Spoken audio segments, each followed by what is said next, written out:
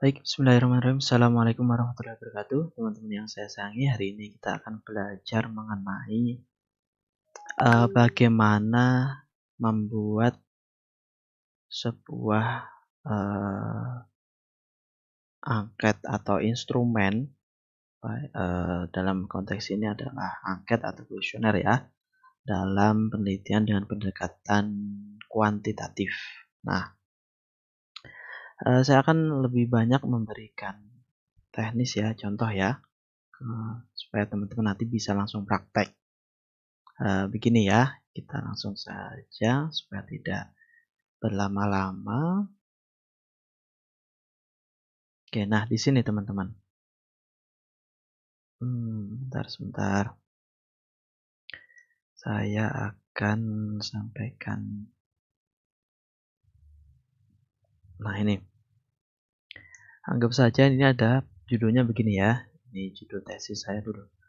Pengaruh tingkat literasi finansial terhadap tingkat ketahanan keluarga.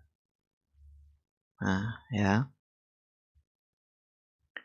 X-nya adalah literasi finansial, Y-nya adalah tingkat ketahanan keluarga. Ya. Oke. Sekali lagi, X-nya adalah literasi finansial, Y-nya adalah tingkat ketahanan keluarga. Nah, gini ya teman-teman. Nah, menentukan indikatornya bagaimana? Nah, ini berdasarkan hasil kajian, riset, teori, atau apapun, atau penelitian yang terdahulu. Nah, berdasarkan dari kajian ini yang disampaikan oleh Widiawati ini, saya mendapati seseorang dikatakan memiliki literasi finansial atau enggak itu diukur dari 10 indikator ini. Contoh ya, sebenarnya ada beberapa lebih banyak. Tapi sebagai contoh ini, 10 indikator. Memahami faktor-faktor mempengaruhi gaji bersih, pilihan dalam berkarir, dan lain sebagainya. Nah, ini saya dapat dari mana? Dari kajiannya ini, Widiawati tahun 2012. Oke, lanjut. Untuk yang variabel Y-nya, ketahanan keluarga, saya menggunakan kajian ini, Peraturan Menteri Pemberdayaan Perempuan dan Perlindungan Anak Nomor 6 Tahun 2013 mengenai pelaksanaan pembangunan keluarga. Saya temukan ada ini, 4 indikator dan fisik dan lain sebagainya.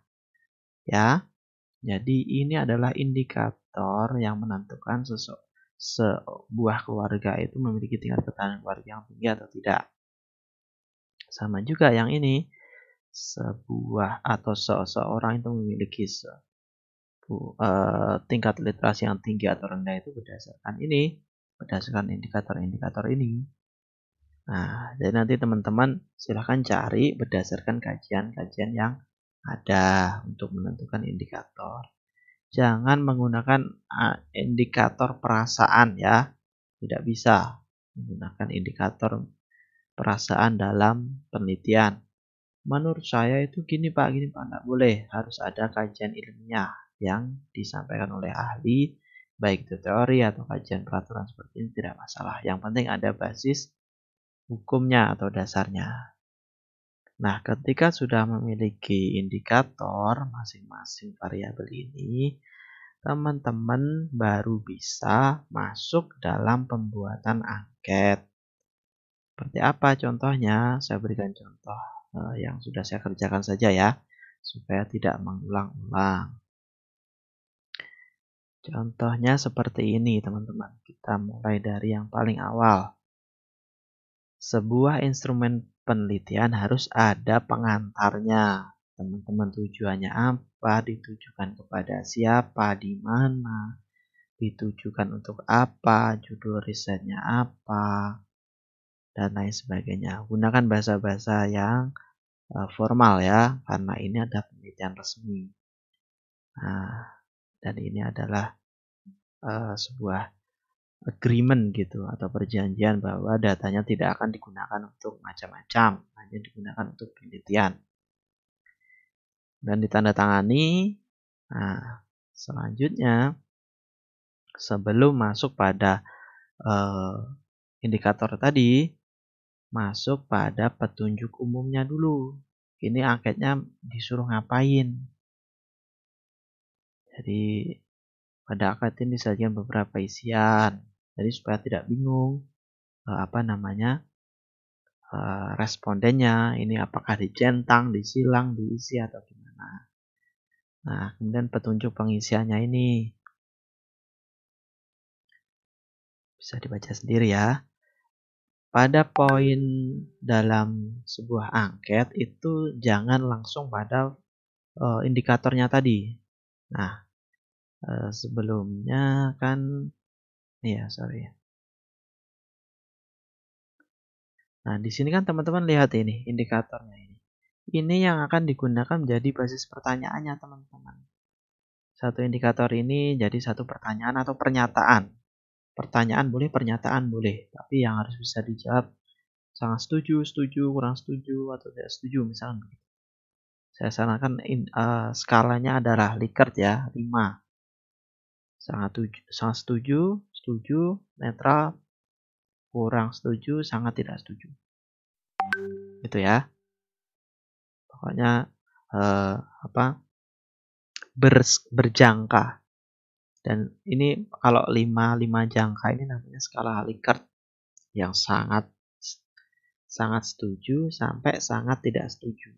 Kalau yang 2 namanya skala Goodman. Saya sarankan untuk teman-teman skala Likert aja supaya lebih mudah dipahami ya.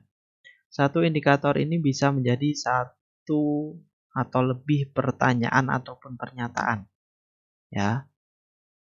Apakah satu boleh Pak? Boleh. Lebih dari satu boleh. Tapi nanti untuk teman-teman satu sajalah ya, nggak usah banyak-banyak supaya gampang nanti analisisnya. Satu indikator satu saja, satu pertanyaan. Ya meskipun nanti ada kurang-kurang dan sebagainya nggak masalah. Ya untuk memudahkan teman-teman saja, satu indikator satu pertanyaan atau maksimal 2 lah.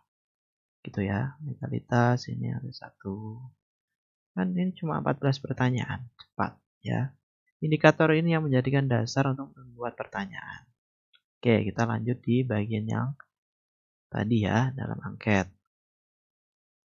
Sebelum masuk indikator-indikator yang dijadikan pertanyaan tadi, teman-teman harus memberikan ini profil. Ya, jangan langsung pertanyaan tadi diberikan itu, jangan. Harus ada pendahuluannya, ada profilnya. Nah, pertanyaan-pertanyaan profiling seperti ini itu tergantung teman-teman.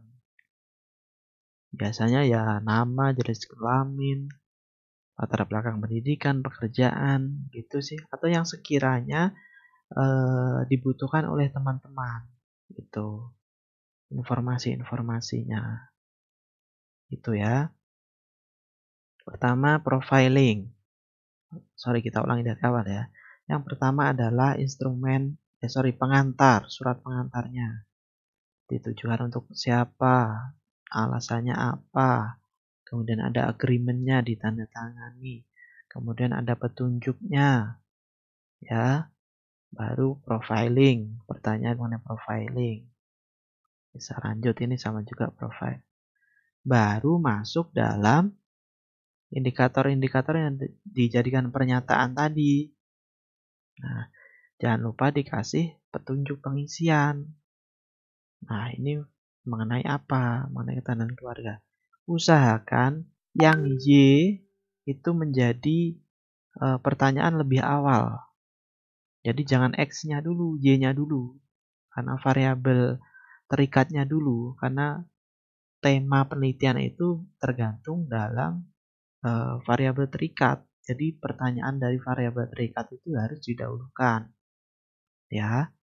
Kemudian kasih contoh pengisiannya. Apakah dicentang, disilang, dihitam, dilingkari, dihitami atau gimana gitu. Ya. Baru masuk indikator tadi. Indikator 1 pernyataannya atau apa. Ini saya buat 4 karena ini rekomendasi dari dosen ya. Saya sarankan teman-teman untuk 5 saja.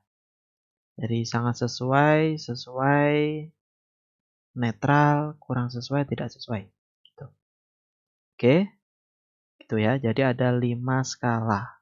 Kalau ini 4 ini karena pertimbangan. Banyak hal ya, karena ini rekomendasi dari dosen. Gitu teman-teman ya. Ini satu indikator satu saja pernyataan atau pertanyaan. Ya, kan ini karena memang dulu punya saya lebih kompleks ya, jadi ada lebih banyak. Nah, baru yang variabel bebasnya atau X-nya. Sama juga dikasih petunjuk, kemudian dikasih contoh cara mengisinya bagaimana. Terakhir, nanti teman-teman kasih ucapan terima kasih. Begitu ya teman-teman. Kita ulangi lagi ya. Basis membuat pertanyaan atau pernyataan dalam sebuah angket atau kuesioner itu adalah dari indikator.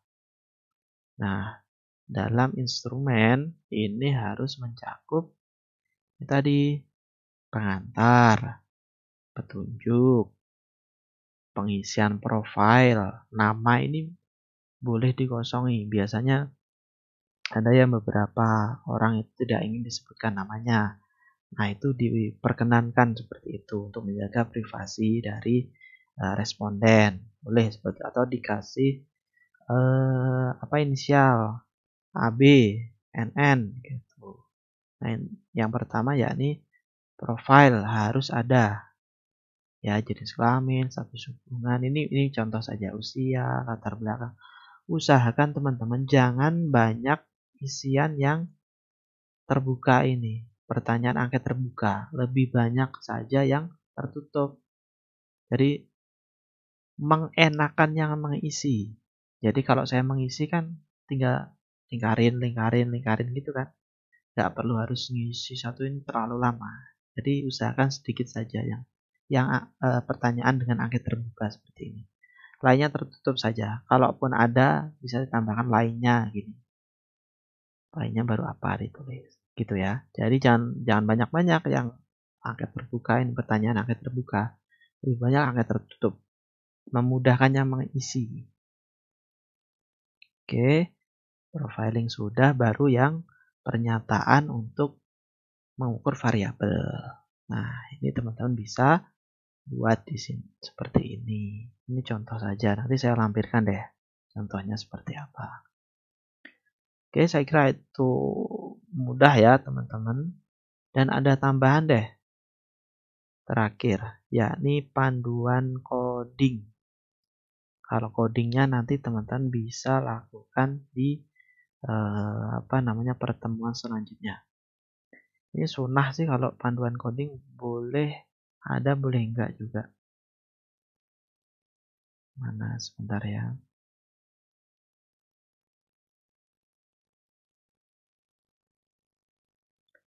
Nah, contohnya seperti ini ya teman-teman. Ini pedoman coding. Ini sunnah deh teman-teman, bisa bikin bisa enggak. Kalau saya sih biasanya bikin supaya lebih memudahkan.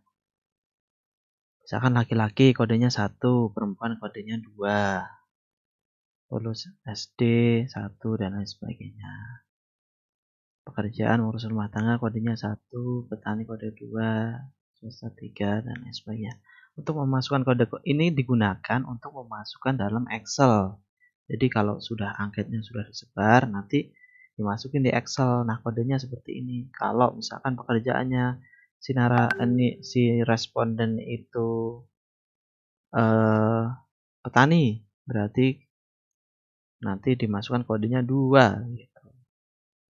Kemudian seringnya mengirim uang, misalkan sebulan sekali, itu kodenya 1. Jadi nanti data-data yang sifatnya kualitatif atau pertanyaan seperti ini dijadikan angka atau dikuantitatifkan. Sama juga ketika ini untuk yang narasumber responden ya, untuk mengukur variabel ya. Ini bla bla bla bla bla bla, ini sangat sesuai, itu kodenya 4, sesuai 3, kurang sesuai 2, tidak sesuai 1. Nah, gitu ya. Ini jangan dibolak-balik. Sebenarnya ada kajian yang favorable dan unfavorable. Sebentar, apakah saya ada di sini? Dulu sih ada sih. Jadi begini teman-teman, unfavorable itu adalah kalimat-kalimat yang menjebak. Jadi nanti kodenya kalau mereka jawab sangat sesuai berarti nilainya 1 dibalik. Tapi teman-teman tidak usah, teman-teman favorable semua saja. Jadi kalau sangat sesuai itu kodenya 4, sesuai 3, netral. Sorry, ini kan pakai skala 5 ya. Sangat sesuai 5, kurang sesuai sangat sesuai itu 5, sesuai itu 4, netral 3, kurang sesuai 2, tidak sesuai 1. Nah, skalanya 4 ya, 1 sampai skalanya 5 ya, teman-teman, 1 sampai 5. Ini karena angket saya itu agak beda gitu. Nah, ini boleh ada, boleh enggak, tapi untuk memudahkan biasanya saya pakai seperti ini. Nah, oke teman-teman. Saya kira itu ya untuk membuat sebuah angket. Prosesnya yang pertama dari sebuah indikator dikonversi menjadi sebuah pertanyaan atau pernyataan yang bisa diukur dengan 5 skala tadi. Sangat sesuai, sesuai, netral, tidak sesuai, sangat tidak sesuai. Kemudian dalam angketnya atau kuesionernya itu pertama harus diberikan pengantar, yang kedua itu profiling, yang ketiga baru indikator-indikator tadi. Oke, saya kira itu teman-teman ya. Semoga teman-teman saya harapkan bisa membuat angket dengan hasil indikator. Indikator kan tugas yang kemarin. Sekarang tugasnya teman-teman adalah membuat angket. Itu ya, teman-teman. Terima kasih. Assalamualaikum warahmatullahi wabarakatuh.